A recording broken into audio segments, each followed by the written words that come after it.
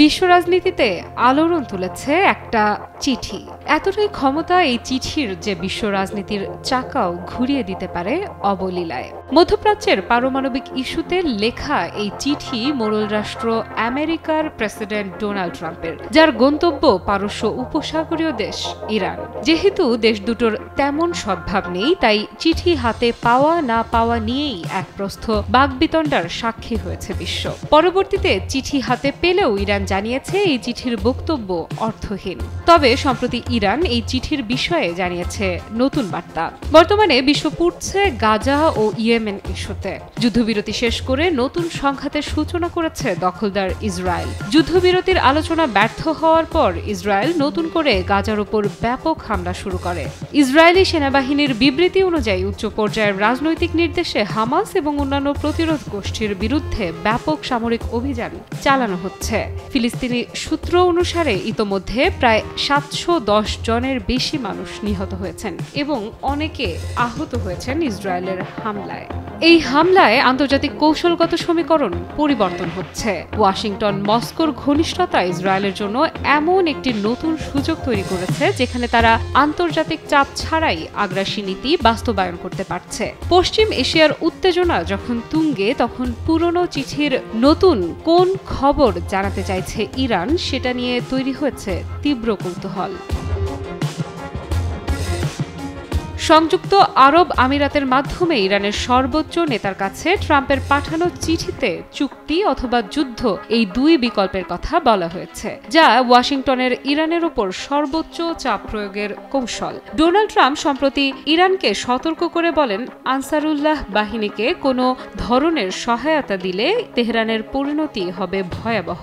মার্কিন জাতীয় নিরাপত্তা উপদেষ্টা ইরানের সংশ্লিষ্ট লক্ষ্যবস্তুতে হামলার সম্ভাবনার কথাও উল্লেখ করেন। সম্প্রতি যুক্তরাষ্ট্র শুধুমাত্র অর্থনৈতিক নিষেধাজ্ঞার উপর নির্ভর না করে সরাসরি সামরিক চাপও বাড়িয়েছে তেহরানের উপর। ওয়াশিংটনের আগ্রাসী নীতির প্রতিফলনে বিশ্ব সাক্ষী হতে চলেছে বহু হতাহতের। তবে তেহরান বারবার বলছে তারা মার্কিন আগ্রাসনের বিরুদ্ধে প্রতিরোধের পথ থেকে সরে আসবে না।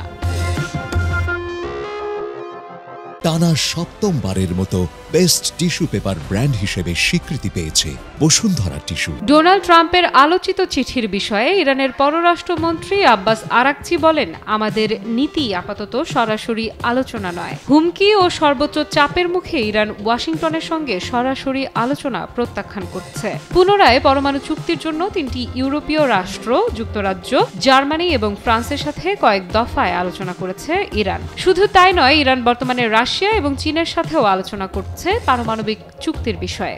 এ বিষয়ে ইরান সরকারের মুখপাত্র ফাতেমেহ মোহাজেরানি ইরানকে মার্কিন প্রেসিডেন্ট ডোনাল্ড ট্রাম্পের পাঠানো চিঠির প্রতিক্রিয়ায় জোর দিয়ে বলেছে যে চিঠির বিষয়বস্তু আপাতত প্রকাশ করা হবে না। তিনি বলেন, প্রেরিত চিঠিটি প্রাসঙ্গিক কর্তৃপক্ষের দ্বারা পর্যালোচনার অধীনে আছে। উপযুক্ত সময়ে উপযুক্ত প্রতিক্রিয়া দেয়া হবে।